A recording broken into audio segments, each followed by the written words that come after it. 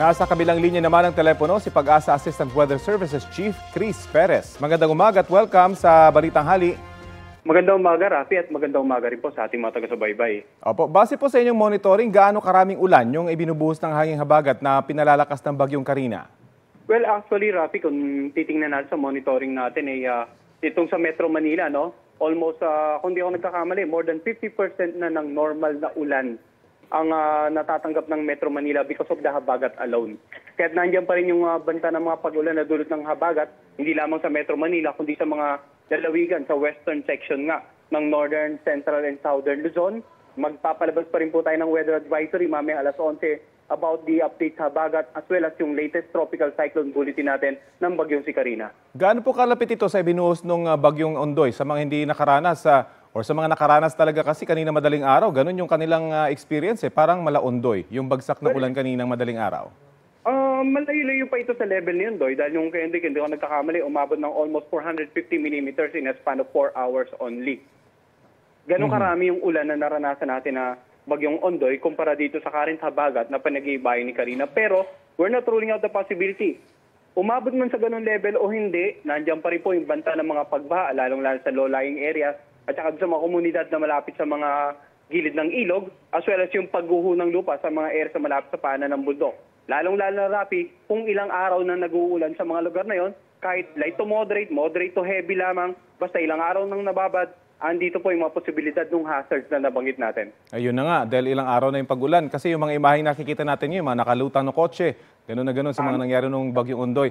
May posibilidad bang lumakas pa rin itong bagyong Karina?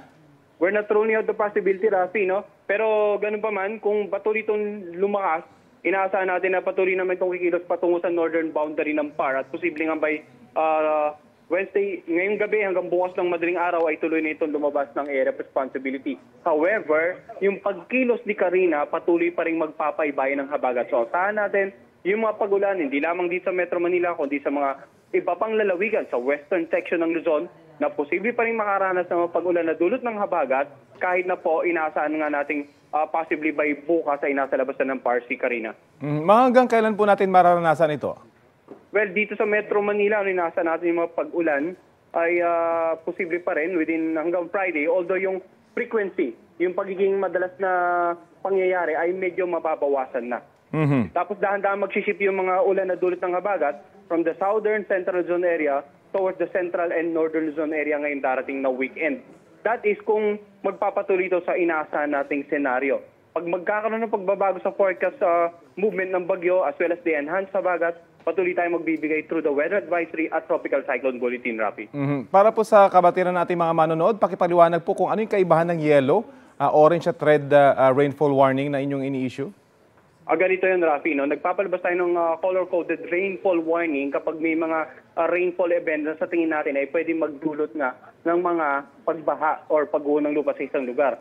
Ang yellow, ibig sabihin nun, may mga pag-ulan tayo na mamonitor, posibleng magdulot ng pagbaha. Kumbaga, pag yellow, kailangan we will create the awareness about the rainfall situation, the rainfall scenario na nag-uulan na. Pagdating ng orange, kailangan alerto na tayo. Andiyan na yung ulan at threatening na yung mga pagbaha. And then kapag dating ng red, talagang grabe na yung epekto. Andiyan na yung mga pagbaha, kailangan may action na tayo. So, just to sum it up, pag yellow, awareness, we create awareness about the rainfall situation and the possible flooding. Pagdating ng orange, kailangan alerto na tayo dahil may mga pagbaha na ngang namomonitor at patuloy pa pag-ulan. Pagdating ng red, action na. Dahil andiyan na yung pagbaha, threatening, kailangan tayo para may water dito. So yung level of urgency naroroon na no kapag ka nasa red.